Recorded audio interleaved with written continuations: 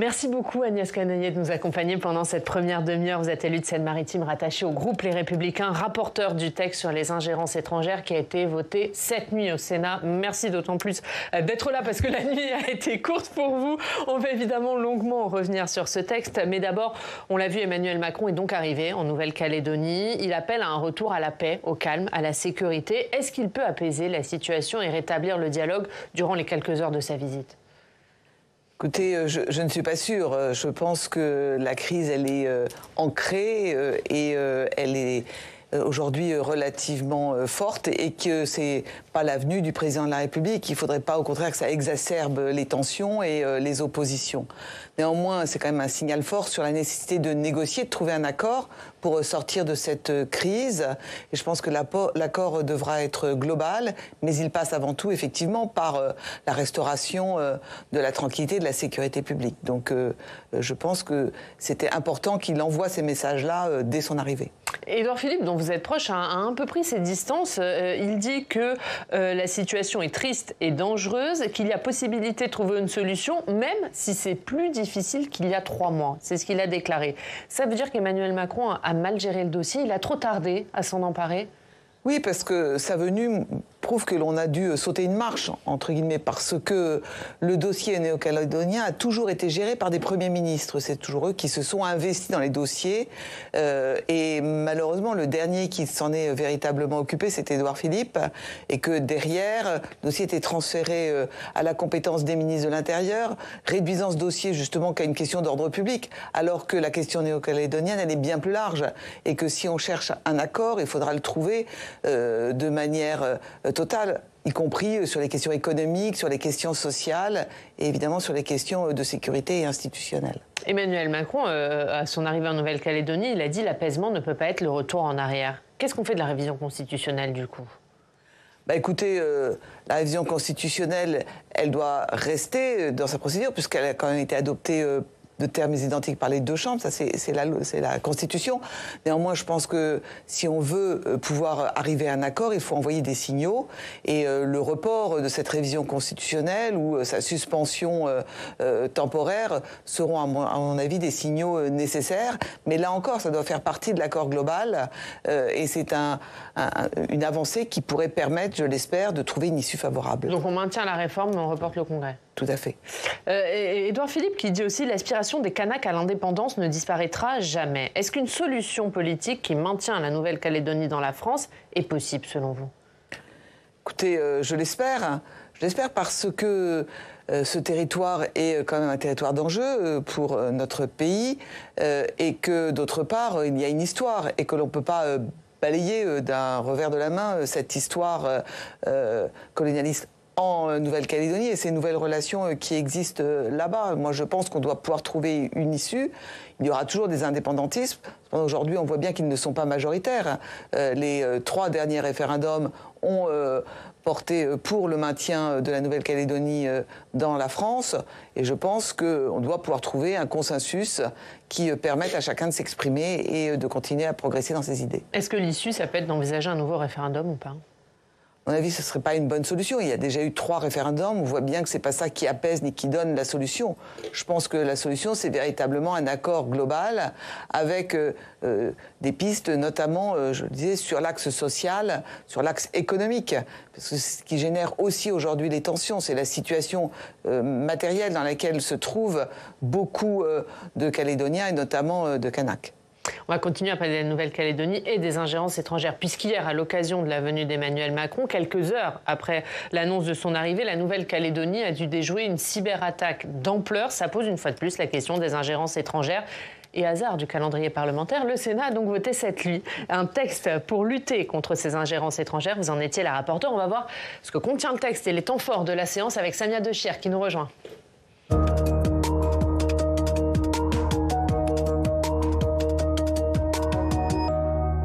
Bonjour Samia. Bonjour Oriane, bonjour Agnès Canayer.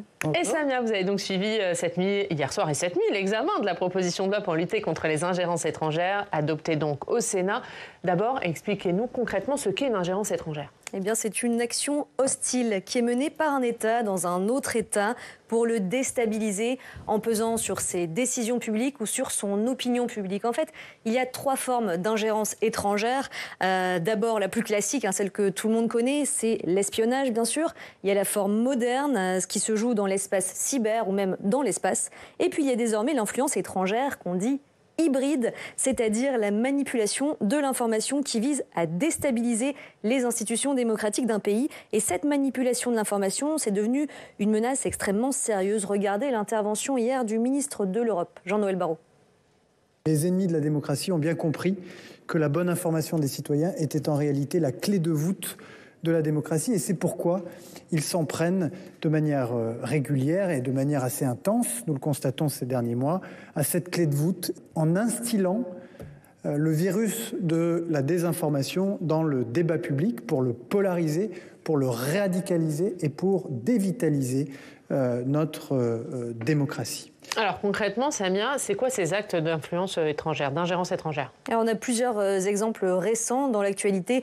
Souvenez-vous par exemple des 250 étoiles de David qui avaient été dessinées sur les murs de Paris fin octobre, quelques semaines donc après les attaques terroristes du Hamas sur Israël le 7 octobre.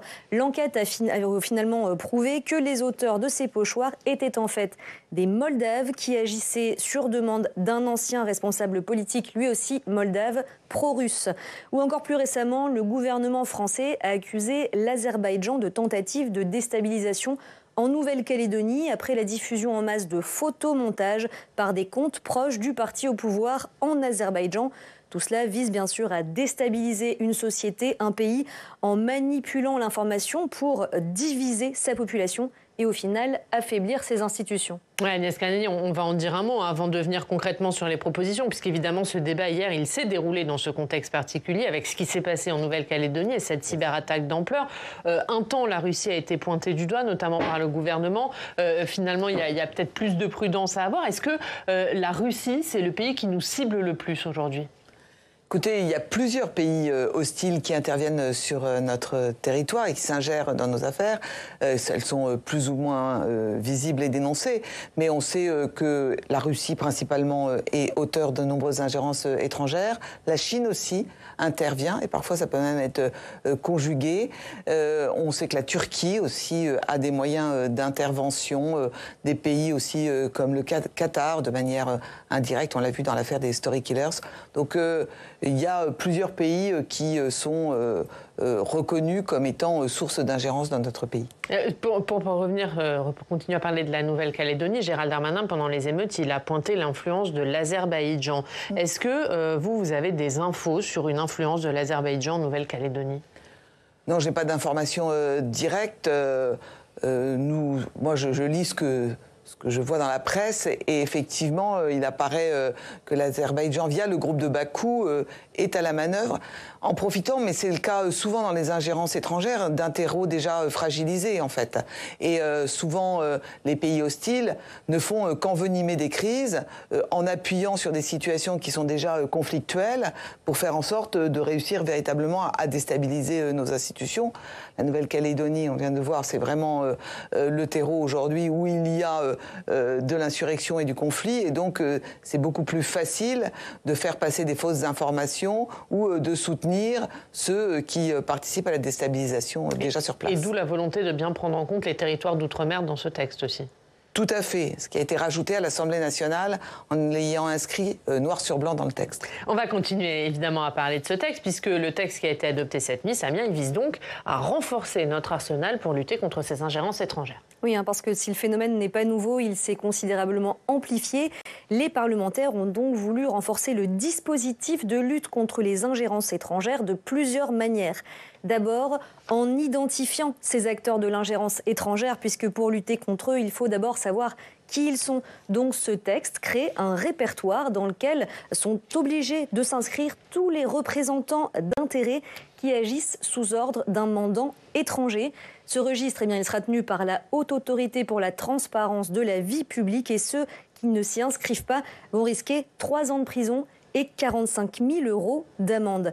Alors, est-ce qu'on sait, dans les grandes lignes, Agnès Canayer, qui sont ces acteurs de l'influence étrangère ? C'est des personnes isolées ? C'est des institutions, des organismes ? Ça peut prendre toute forme, effectivement, puisque ça peut être des groupes de pression, des lobbyistes plus connus, qui cette fois-ci agissent pour le compte d'une puissance étrangère ou d'un parti politique étranger. Ça peut être des personnes physiques qui sont des représentants d'intérêt de ces puissances sur notre territoire. Et donc, ça peut être aussi dans le cadre d'activités de conseil d'avocats. Et qu'est-ce que ça va changer, la création de ce registre? Est-ce qu'on ne les connaît pas déjà dans les grandes lignes, ces acteurs de l'influence étrangère? C'est quoi l'apport de ce répertoire? Mais le risque se cache dans les petites lignes. Donc on les connaît dans les grandes lignes, mais l'idée c'est quand même d'avoir plus de transparence et de pouvoir les connaître très clairement. Cette notion et cette action d'influence étrangère, je le dis, elle est légale, elle est autorisée.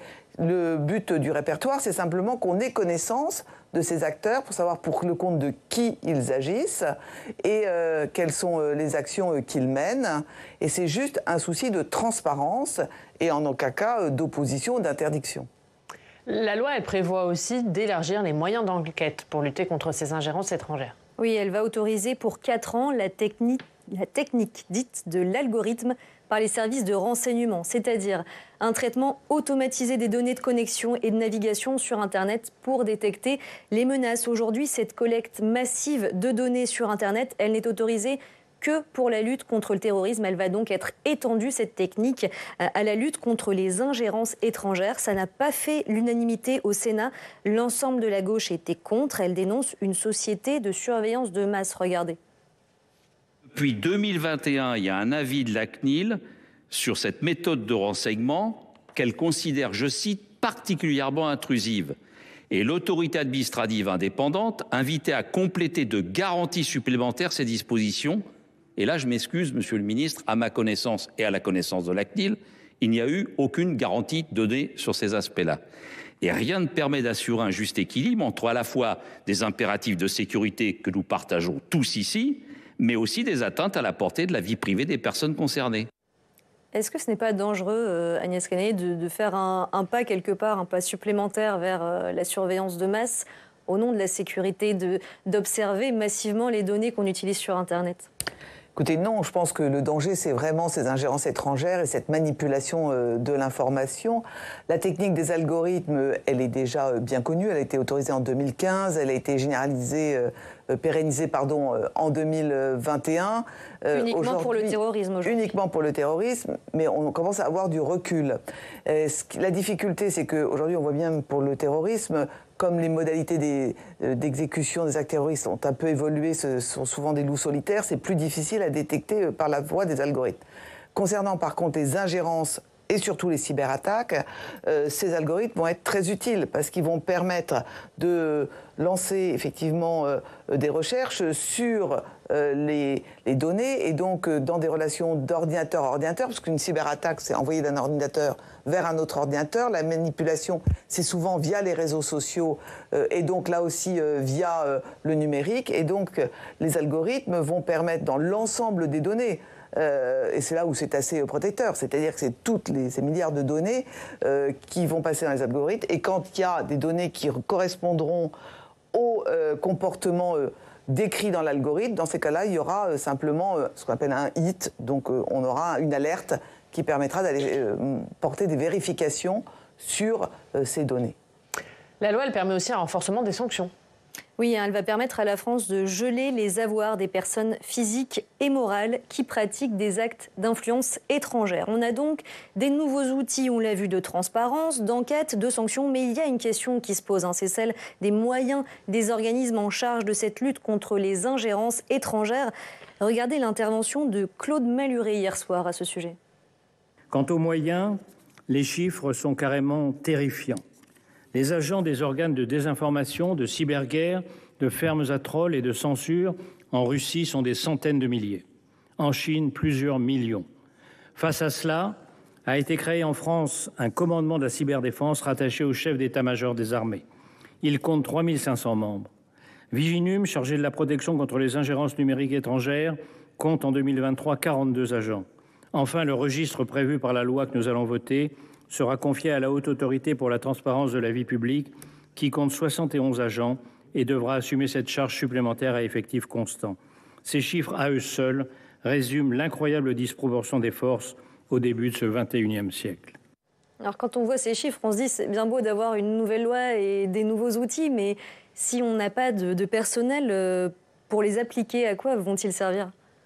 Mais il y a des services, et on a des services de renseignement français qui sont extrêmement performants, notamment pour prévenir ces attaques. Néanmoins, de toute façon, nous ne serons jamais à armes égales avec la Russie et la Chine, qui n'ont pas la même taille, ne serait-ce que dans notre pays. Donc aujourd'hui, je pense que ce qu'il faut, c'est d'être plus futé, plus réactif, et d'avoir des outils. C'est ce que vise cette loi, c'est de donner notamment à nos services de renseignement via les algorithmes, notamment à nos services judiciaires via la réponse de l'aggravation des circonstances dans le cadre des peines pénales applicables. Et donc, ce sont ces outils, mais aussi le répertoire, j'oubliais, sur les acteurs d'influence, qui permettront à la France d'avoir les moyens de réagir et les moyens de prévenir avec nos moyens, qui sont ceux qu'ils sont, mais qui sont aujourd'hui... Mais c'est suffisant face à la puissance de la Chine et de la Russie ? C'est suffisant. La difficulté, c'est que nous n'aurons jamais la taille. Donc il ne faut pas rêver, malheureusement, d'avoir les moyens à la hauteur de la Russie et de la Chine, qui en plus y consacrent une grande part de leur budget.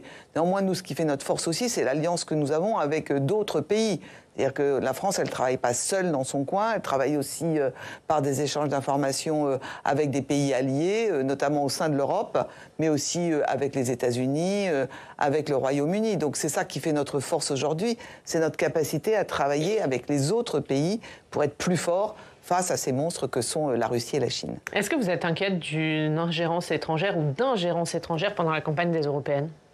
Oui, c'est toujours les campagnes électorales le moment où il est facile de manipuler l'information et de manipuler le vote des électeurs. On le voit aux États-Unis, lors de la première élection en 2016 de Donald Trump. On le voit aussi lors des élections présidentielles. Les Macron Leaks en 2017 ont montré qu'il y avait eu des ingérences dans les mails, dans la campagne électorale du président Macron. Donc on voit bien aujourd'hui que les élections et les campagnes électorales, pour ça aussi que nous avons rajouté les candidats dans les personnes cibles, c'est parce que les candidats dans des campagnes électorales sont toujours aussi des cibles privilégiées de manipulation de l'information. Oui, parce que pour la précision, aujourd'hui, seuls les élus, les parlementaires sont protégés par leur statut justement d'élus, mais les candidats aux élections européennes n'étaient pas concernés, n'étaient pas considérés comme cibles, et donc c'est ce que vous avez modifié hier soir. Voilà, nous l'avons ajouté hier soir, considérant que si les députés européens, eux, sont protégés par le système du Parlement européen et par les propres règles du Parlement européen, ce n'est pas le cas des candidats qui doivent être protégés par leur État. Et c'est ce qu'on a fait hier soir. Merci Samia, à tout à l'heure. Tout à l'heure, on parlera du pacte européen asile et migration. Ce sera à suivre le débat du club. On va parler des Jeux Olympiques, c'est un sujet que vous avez particulièrement suivi. Agnès Canayer, vous avez remis un rapport sur la sécurité des JO. Le coup d'envoi sera donné dans un petit peu plus de 2 mois. On va en parler avec Jacques Paquier. Bonjour Jacques, merci d'être avec nous, directeur de la rédaction du Journal du Grand Paris. Et c'est donc à la rapporteure de la mission d'information sénatoriale sur la sécurisation des JO que vous allez vous adresser. Bonjour, monsieur. Absolument. Inutile de rappeler, Madame la sénatrice, l'ampleur de la manifestation. 13,5 millions de visiteurs attendus, 20 000 journalistes, 37 sites, etc., etc. Une cérémonie d'ouverture sur la scène, ce qui est exceptionnel, vous le rappelez dans votre rapport. Je voulais vous demander... vous l'avez fait avec Marie-Pierre de la Gontrie, vous formulez 55 propositions, vous vous étonnez de la complexité du nombre de structures décisionnelles. Vous êtes très mesuré, naturellement, vous constatez une série d'avancées par rapport aux préconisations qui avaient été faites précédemment, mais je vais vous demander s'il demeure des motifs d'inquiétude, et si oui, lesquels ? Écoutez, merci. Effectivement, nous sommes mesurés parce que nous avons été quand même rassurés au cours de nos auditions avec Marie-Pierre de la Gontrie. On a fait plus de 95 auditions, on s'est déplacé, on est allé voir les formations des agents de sécurité privés. Donc on a fait un rapport véritablement complet. Nous avons fait des préconisations et soulevé un certain nombre de risques et de difficultés. Pour nous, ce qui aujourd'hui reste un peu inquiétant, c'est évidemment la cérémonie d'ouverture, parce qu'elle va être exceptionnelle dans son ampleur, dans son organisation en dehors d'un stade, et que même si on voit que ça progresse. Néanmoins, quand même, beaucoup de conditions sont réunies pour faire naître des risques. Et on voit que les menaces, en plus, aujourd'hui, montent en pression. On a des inquiétudes sur la sécurité privée, parce qu'il y a des lots qui n'ont pas pu être attribués faute de candidats. On sait que ce sont surtout des petites entreprises de sécurité privée qui ont candidaté. Et aujourd'hui, nous avons quelques inquiétudes sur leur capacité à véritablement pouvoir être au rendez-vous et faire en sorte que les personnes qu'elles ont citées ou qui se sont engagées soient réellement présents le jour des épreuves, eu égard aux difficultés. Et puis notre inquiétude, elle relève aussi sur les transports aujourd'hui. Est-ce qu'il n'y aura pas de difficulté pour arriver jusqu'au stade dans les temps voulus et qu'il n'y aura pas trop d'embouteillage? On voit qu'il y a un sujet quand même fort aujourd'hui, ne serait-ce qu'avec les négociations syndicales dans les entreprises de transport. Et pour la sécurité dans les transports aussi?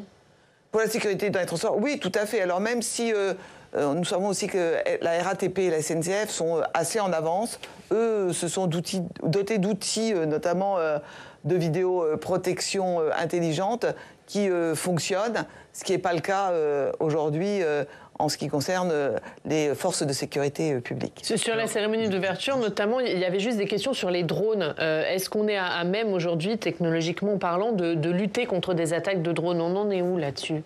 Écoutez, nous n'avons pas véritablement expérimenté et de manière très précise cette question des drones, parce qu'elle a été suivie plutôt par la Commission de la Défense, ici, et Cédric Perrin est le grand spécialiste des drones.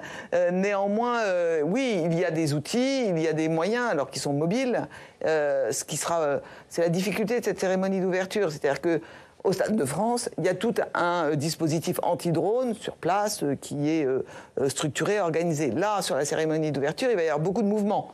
Il va y avoir beaucoup de mouvements, évidemment, des athlètes, des mouvements de foule. Et donc, tout ça fait que ça rend beaucoup plus compliqué. Mais normalement, nous sommes prêts. Jacques, vous avez une question sur la vidéosurveillance.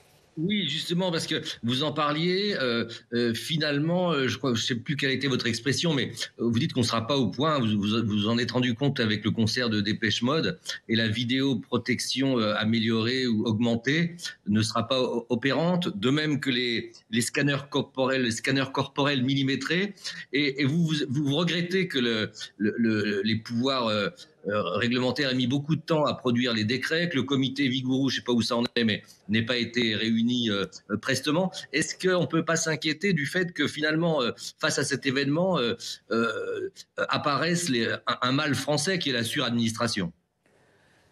Oui, certainement, mais c'est surtout, apparaît un autre mal, c'est la lenteur de la mise en œuvre et des difficultés d'application des textes que nous votons. Souvent, d'ailleurs, la procédure législative est extrêmement longue. On l'a vu sur les moyens de sécurisation des Jeux Olympiques. La loi a été adoptée le 19 mai 2023. C'est quand même extrêmement tardif pour une manifestation qui se déroule l'année d'après.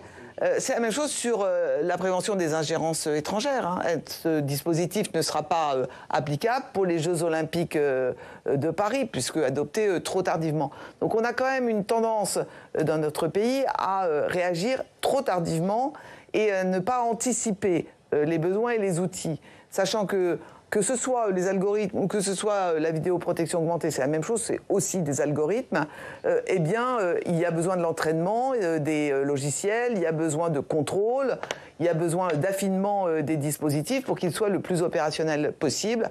Et c'est vrai que moins on prend de temps, eh bien, moins on est efficace. Et en l'occurrence, pour les Jeux Olympiques, que ce soit les algorithmes pour les services de renseignement pour la lutte contre les ingérences étrangères, que ce soit la vidéoprotection augmentée, nous sommes convaincus que ces dispositifs ne seront pas opérationnels.